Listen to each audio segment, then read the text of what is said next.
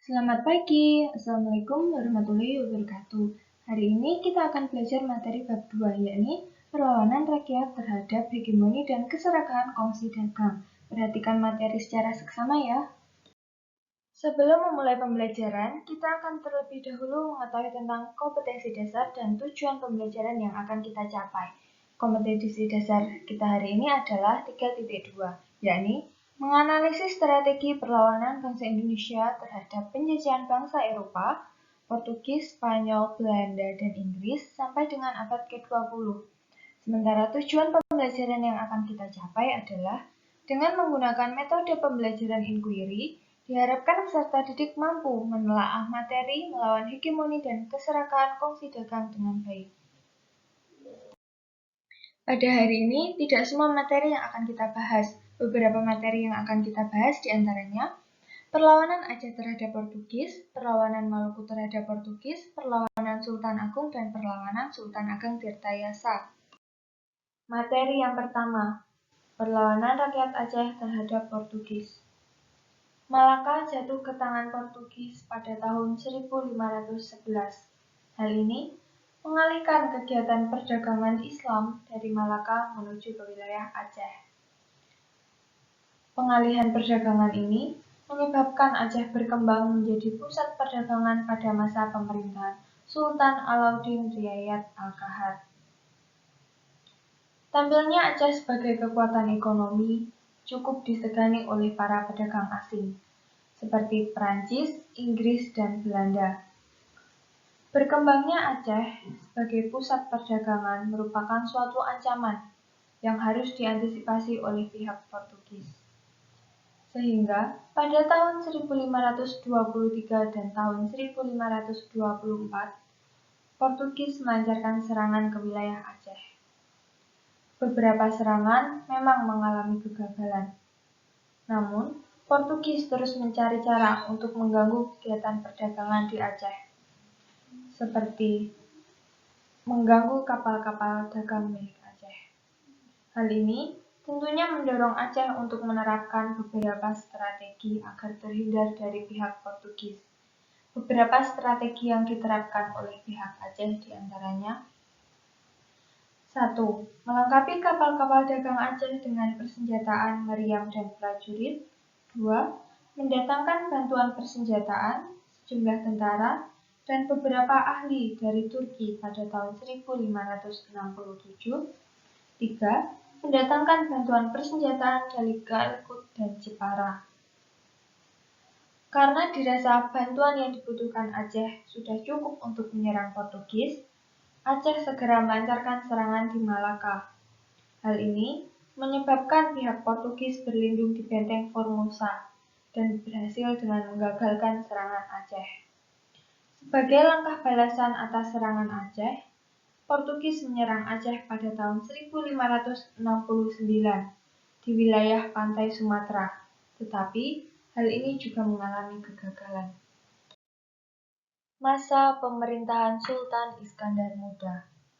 Sejak Kesultanan Aceh diperintah oleh Sultan Iskandar Muda pada tahun 1607 sampai 1639,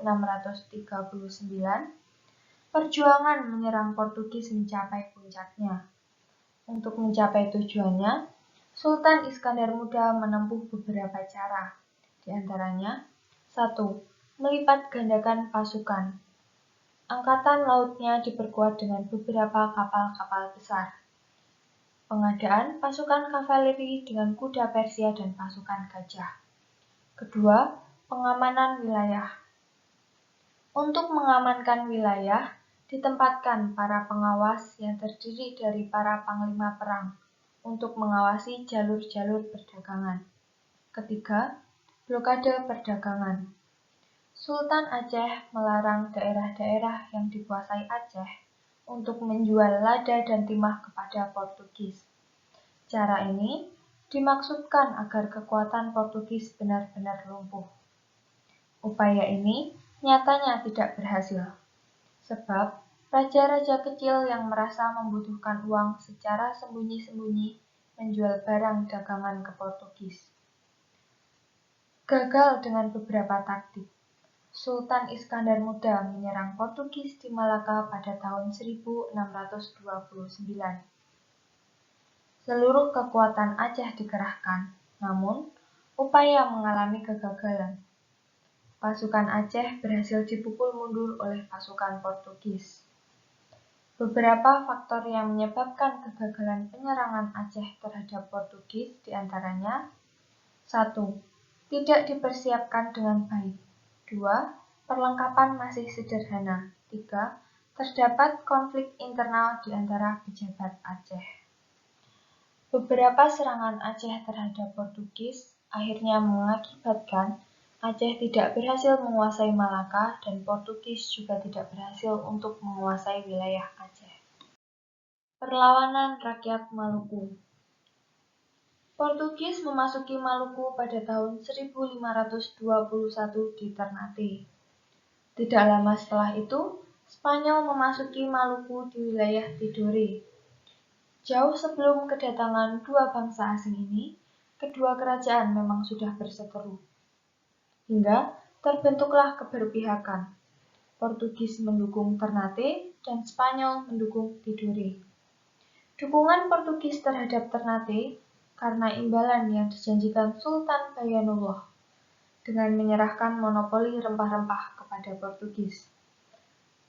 Hingga akhirnya terjadi sebuah perang pada tahun 1529 antara Tidore dan Portugis. Perang ini dilatar belakangi kapal-kapal Portugis menembak cung-cung yang akan menuju ke wilayah Tidore. Hingga terjadilah perang yang dimenangkan Portugis dengan bantuan Ternate dan Bacan. Portugis berlaku semakin congkak dan kasar. Hingga akhirnya dilakukan sebuah perjanjian damai untuk konflik Portugis dan Spanyol dengan menandatangani perjanjian Saragossa pada 22 April 1529 dengan isi Spanyol harus meninggalkan Maluku. Kemenangan kedua Portugis menyebabkan kekuasaan monopoli semakin bertambah dan berpengaruh terhadap keikutcampuran urusan internal kerajaan. Tindakan Portugis inilah yang kemudian dapat memicu perlawanan rakyat Maluku. Kesewenangan Portugis memunculkan perlawanan, diantaranya perlawanan yang dipimpin Sultan Hairun pada tahun 1565. Sultan Hairun menyerukan seluruh rakyat dari Irian sampai Jawa untuk melawan kolonialisme Portugis. Seruan ini memunculkan respon dari Portugis dengan mengirim Lopes de Mesquita untuk mengadakan perundingan. Perundingan ini akhirnya terjadi pada tahun 1570 di Benteng Sao Paulo. Nyatanya, perundingan ini hanya sebuah tipu muslihat yang menyebabkan harus terbunuhnya Sultan Hairun. 2. Perlawanan yang dipimpin Sultan Ba'abullah. Sultan Ba'abullah berhasil menyatukan seluruh rakyat Maluku untuk melawan Portugis. Serangan besar-besaran dilakukan pada tahun 1571. Serangan dilakukan dengan melakukan penghancuran-penghancuran bagi benteng-benteng Portugis. Benteng yang dihancurkan kecuali Benteng Sao Paulo. Sultan Ba'abullah mengepung Benteng Sao Paulo dan menutup akses distribusi makanan. Hal ini tentunya membuat Portugis menderita. Hingga akhirnya, pada tahun 1575, Portugis memutuskan untuk keluar dari wilayah Ternate. Perlawanan terhadap kekuasaan VOC. Perlawanan Sultan Agung dari Mataram. Sultan Agung memiliki sebuah cita-cita, yakni mempersatukan seluruh tanah Jawa dan mengusir kekuasaan asing di bumi Nusantara.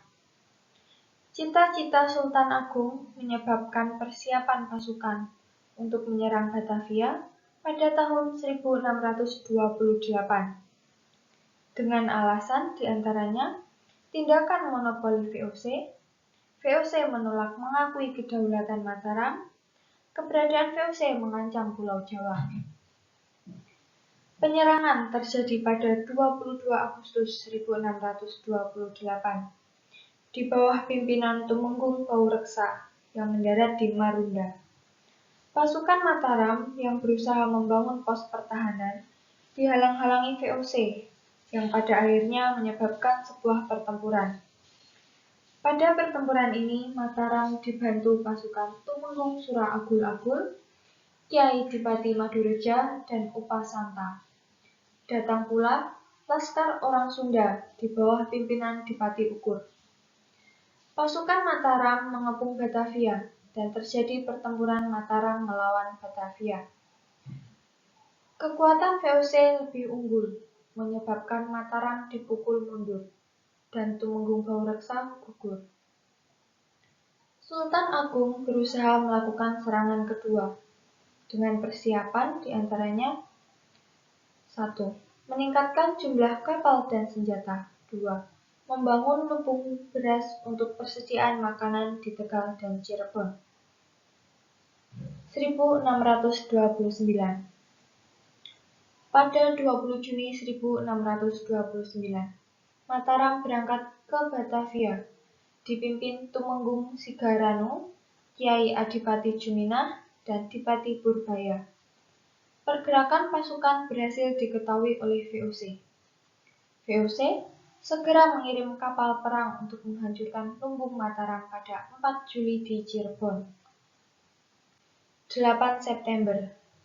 Pasukan Mataram mengepung benteng Hollandia dan menghancurkannya.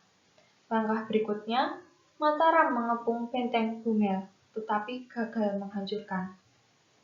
Dalam pengepungan ini, Jipekon gugur pada 20 September 1629. Gugurnya Jipekon di benteng Bumel menyebabkan kemarahan VOC. VOC berusaha meningkatkan kekuatannya untuk mengusir Mataram dengan persenjataan yang lebih baik dan lebih lengkap. Mataram akhirnya berhasil dipukul mundur dan pasukan Mataram ditarik kembali ke Mataram. Di pihak Mataram, meskipun perlawanan selalu mengalami kegagalan, tetapi semangat melawan dominasi asing terus tertanam. Sementara itu di pihak VOC merasa khawatir dan segan terhadap kekuatan militer Mataram. Langkah selanjutnya yang diambil Sultan Agung adalah Sultan kemudian melakukan diplomasi dan berhasil memaksa VOC untuk mengakui eksistensi dari Mataram. Hal ini dibuktikan dengan pengiriman upeti secara periodik oleh VOC ke Mataram. VOC juga mendapatkan imbalan berupa izin melakukan perdagangan di pantai utara Jawa. Perlawanan Sultan Ageng Tirtayasa. Banten memiliki posisi strategis sebagai bandar perdagangan internasional. Karena VOC tidak berhasil menguasai Banten, VOC akhirnya membangun bandar di Batavia tahun 1619. Hingga akhirnya terjadi persaingan perebutan posisi antara Banten dan Batavia. Di pihak Sultan Ageng Tirtayasa, Sultan Ageng berusaha memulihkan posisi Banten dan menandingi VOC di Batavia dengan beberapa kebijakan, diantaranya 1. Mengundang pedagang Eropa seperti Inggris, Prancis, Denmark, dan Portugis. 2. Sultan Ageng mengembangkan hubungan dengan negara Asia seperti Persia, Benggala, Siam, Tonkin, dan Cina. Masa pemerintahan Sultan Ageng dilakukan perusakan kebun tebu milik VOC oleh rakyat. Hal ini bertujuan untuk melemahkan kekuatan VOC. Dalam langkah menghadapi VOC, Sultan Ageng membangun saluran irigasi yang membentang dari Sungai Untung Jawa sampai Puntang untuk pertahanan. Di pihak VOC, untuk melemahkan peran Banten, VOC sering melakukan blokade, contohnya seperti pelarangan Jung Cina menuju wilayah Banten. Sebagai tindakan balasan, Sultan Ageng akhirnya mengirimkan pasukan untuk mengganggu kapal dagang VOC. Sementara langkah VOC dalam menghadapi Banten adalah dengan mendirikan benteng-benteng pertahanan untuk memperkuat Batavia. Tahun 1671, Sultan Ageng mengangkat putra mahkota sebagai Sultan Haji. Pengangkatan Sultan Haji menyebabkan dualisme kekuasaan. Sultan Haji menangani urusan dalam negeri, dan Sultan Ageng menangani urusan luar negeri dibantu Pangeran Purbaya. Dualisme kekuasaan ini memicu ketertarikan VOC yang membuat Yosef menghasut Sultan Haji agar urusan pemerintahan di Banten tidak dibagi-bagi dan jangan sampai jatuh ke tangan Pangeran Purbaya. Karena hasutan ini, Sultan Haji mencurigai ayah dan saudaranya. Ia kemudian melakukan persekongkolan dengan VOC. Persekongkolan ini memunculkan pertentangan antara Sultan Haji dan Sultan Ageng Tirtayasa. Hingga akhirnya, pada tahun 1681, VOC berhasil merebut Kesultanan Banten beserta Istana Surosowan atas nama Sultan Haji. Sultan Ageng kemudian membangun istana baru di Tirtayasa. Tahun 1682, Sultan Ageng melakukan pembalasan dengan mengepung Istana Surosowan. Hal ini menyebabkan Sultan Haji meminta bantuan kepada VOC. VOC mengirimkan Francois Tek, yang menyebabkan Sultan Ageng harus dipukul mundur dan kembali ke benteng Tirtayasa. Sayangnya, benteng berhasil dikepung oleh VOC. Namun, sebelum itu, Sultan Ageng dan Pangeran Purbaya berhasil untuk meloloskan diri. Pengejaran terhadap Sultan Ageng terus berlanjut. Hingga akhirnya, pada tahun 1683, Sultan Ageng berhasil ditangkap dan ditawan di Batavia hingga wafat pada tahun 1692.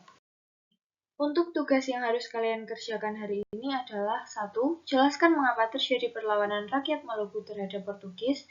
2. Mengapa perlawanan Aceh pada masa pemerintahan Sultan Iskandar Muda mengalami kegagalan. 3. Sebutkan cara-cara yang dilakukan Aceh untuk merebut Malaka dari tangan Portugis. Sekian kegiatan pembelajaran kita hari ini. Saya akhiri. Terima kasih atas waktu kalian. Wassalamualaikum warahmatullahi wabarakatuh.